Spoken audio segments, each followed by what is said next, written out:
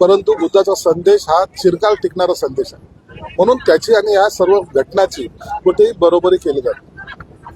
अमित शहाच्या पलीकडे शिंदे सेनेत काहीच दिसत नाही, देश दिसत नाही. हे फक्त अमित शहाचं छत्रछाया असेल तोपर्यंत हे बोलत राहतात असं संजय राऊत म्हणाले. अरे सत्तेमध्ये जे काय ज्यांच्याबरोबर अलायन्स केली असते त्यांच्याबरोबर राहावं लागतं आणि त्यांच्या नेतृत्वामध्ये जर महाराष्ट्राचं काही भलं होत असेल तर ते करून घ्यावं लागत असतं.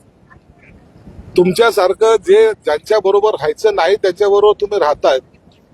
शरद पवार आणि राहुल गांधीसाठी बरोबर तुमचा झालेला निकाह हा आता देशाने पाहिलेला आहे, जगाने पाहिलेला आहे. दिशा सालियन आणि हे निकाह तुम्हाला आवडत असेल तुम्ही तिकडे संसार करा. आम्ही आमच्या प्रेमाच्या माळा एकमेकाच्या गळ्यात घातलेल्या आहेत आणि आमचा संसार चांगला चालू आहे. संजय राऊत म्हणाले की सत्तेवर असल्यास गाढव देखील पॉवरफुल असतो. सध्या काही गाढव खुर्चीवर बसलेली आहे त्यामुळे गाढव पॉवरफुल दिसतो. मागच्या 2.5 वर्षाच्या कालावधीमध्ये करोनाच्या एक जण बसलेला होता, त्याला अशी उपमा देणं योग्य आहे का? त्यांच्याच नेता 2.5 वर्ष मुख्यमंत्री राहिला, मग सत्तेवर बसलेला प्रत्येकाला जर गाढव म्हणायचं असेल तर मग उबाटाच्या नेत्याला तुम्ही काय म्हणणार आहे याचं उत्तर त्यांनी दिलं पाहिजे. येतात जातात असंच एक दिवस अमित शहा मोदी जातील आणि मग कळेल. हे काय पिसाळलेले कुत्रे नेहमी भुकत असतात, येणाऱ्या जाणाऱ्याच्या अंगावर दाडावर भुकत असतात आणि बुंगणाऱ्या कुत्र्याकडे आम्ही लक्ष देत नाही. शिंदे गटमध्ये रेड्याचं दूध काढू शकतात, बैलाचं दूध काढू शकतात. आम्ही जमलं तर त्यांचंही दूध काढू, तर फक्त वेळ येऊ द्या. दिशा सालियन मृत्यू प्रकरणात एक नवा ट्विस्ट समोर आलेला आहे की त्यांची जी आत्महत्या वडिलांच्या अफेअरमुळे त्यांनी आत्महत्या केली असं समोर आलंय. तर बघा या प्रकरणामध्ये तुम्ही गांभीर्याने एक गोष्ट घेतली पाहिजे की तिच्या वडिलांनी केलेली ती कंप्लेंट आहे. हायकोर्टामध्ये तिचे वडील गेलेले आहे, पोलीस रिपोर्ट आलेला आहे, रिपोर्टमध्ये हे दाखवलेलं आहे की तिला जखमा तिच्या अंगावरच्या दाखवलेल्या आहेत, त्या पोस्टमॉर्टम मध्ये आलेल्या आहे. तिच्या अंगावर कपडे नव्हते हे सुद्धा त्या पंचनाम्यामध्ये आलेले. या सर्व बाबी जर पाहिलं तर त्याचा खूनच झाला असावा असा प्राथमिक अंदाज आहे. परंतु पोलीस आता त्याचा तपास करतायत. पोलिसाच्या याच्यामध्ये जी काही माहिती समोर येते हायकोर्ट समोर सादर करतील आणि हायकोर्ट जो काही निर्णय देईल त्यानुसार कारवाई केली जाईल. नागपूर हिंसाचार प्रकरणात तिसरी मोठी अटक करण्यात आलेली आहे. फैजान खतीब एक प्रसिद्ध व्यक्ती आहे, त्याला अटक केली. हे सर्व नागपूरची घटना ही सुनियोजित होती. ज्या ठिकाणी दंगल झाली तो सगळा भाग मुस्लिम बाहुबल्याचा होता. दंगल करायची पूर्वतयारी त्या ठिकाणी केली गेली होती. पेट्रोल बॉम्ब असतील, दगड असतील, हत्यारं असतील त्या ठिकाणी एका तासामध्ये जमा होत नव्हते आणि म्हणून या दंगली मागे कोण कोण आहे याचा पोलीस तपास करताय आणि त्यांना निश्चित अटक केली जाणार. सगळं हे तुमचं ठाकरे ब्रँड संपवण्यासाठी सुरू आहे, चालू आहे आणि त्यासाठी तुम्ही मोदी ठाकरे बँड संपलेला आहे. बाळासाहेबांची शिवसेना जिवंत आहे, बाळासाहेबांचे विचार जिवंत आहेत. उभाटा तर कधीच संपलेला आहे, म्हणून आम्हाला त्याच्यावर बोलायची आवश्यकता वाटत नाही. आम्ही आमच्या पद्धतीने काम करतोय.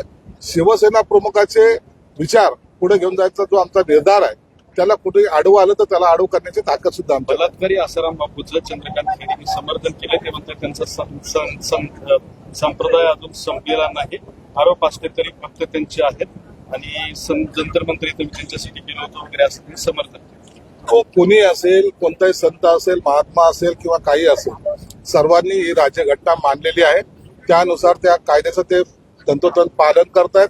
शिक्षा जरी झाली असेल तरी आसाराम बापूंनी कधी किंवा काही असं बोललेलं नाही की मला चुकीचं केलंय.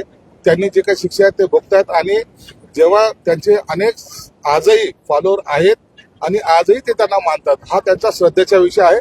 त्यावर भाष्य करणं योग्य नाही. महानगरपालिकेचा बजेट सादर केलं गेलं, करवाढ केली गेलेली त्यांना तो एक दिलासा आहे का? आणि पाणी पट्टी वाढवली जाईल पाणी दिल्यानंतर असं स्टँड. पाणीपट्टीबद्दलचे आता निर्णय घेऊ नये अशा आम्ही सक्त सूचना आयुक्तांना दिल्या होत्या. दुसरं, पाणीपट्टी तेव्हाच वाढवली जाईल ज्या टायमाला या शहराला 24 तास पाणी मिळेल. करवाढ नाही, करवाढ आता त्यात करता येणार नाही. त्या वेळेला करवाढीचा आम्ही विचार करू. परंतु आता गेली 10-12 दिवस जी पाण्यासाठी लोक त्राही करतायत त्यावर आता वर्किंग सुरू आहे आणि तातडीने त्याच्यावर आमचं लक्ष आहे की लवकर शहराला पाणी मिळेल. शहरात 10 दिवस आड पाणी येऊ लागलं. सध्या शहरामध्ये 10 दिवस आड अनेक भागांमध्ये अजूनही पाणी नाही. त्याच्या सगळ्या ज्या पाईप फुटतायत आपण जर पाहिलं तर या उन्हाळ्यामध्ये पाईप फुटण्याचं प्रमाण जास्त असतं.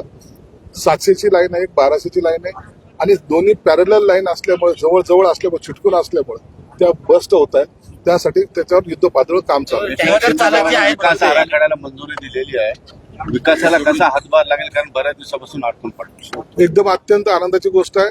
फक्त आता त्याच्यामध्ये कोणत्या कोणत्या भागावर आरक्षण टाकले गेले, गरिबांच्या घरावर आरक्षण नसावं असं याच्यात आम्ही प्रयत्नशील होतो. आणि मला वाटतं त्याच पद्धतीने शिंदे साहेबांनी त्या सर्व गरिबांच्या घरावरचं आरक्षण काढलं असावं असं माझी प्राथमिक माहिती आहे. परंतु तो डीपी प्लॅन पाहिल्यानंतर यावर भाष्य करता येईल. टँकर लॉबीकडून लूट सुरू आहे सध्या संभाजीनगर शहरामध्ये अनेक भागांमध्ये बड्या दराने ते दिलं जात आहे आणि मनमानी पद्धतीने हे सर्व सुरू आहे. तातडीने आयुक्ताला त्यांच्यावर कारवाई करण्याचे आदेश देण्यात येईल. पाईपलाईन जी फोडली जाते त्याच्याबद्दल आता शंका सुरू केली की टँकर लॉबी ही पाईपलाईन फोडते. कृत्रिम पाणी टंचाई निर्माण करून टँकर लॉबी चालू. टँकर लॉबी इथं सक्रिय होऊ देणार नाही. पाईपलाईन जी फुटते ती टेक्निकल गोष्ट आहे. त्याबद्दल आपण आयुक्ताशी सुद्धा चर्चा करू शकतो. Thank you so much.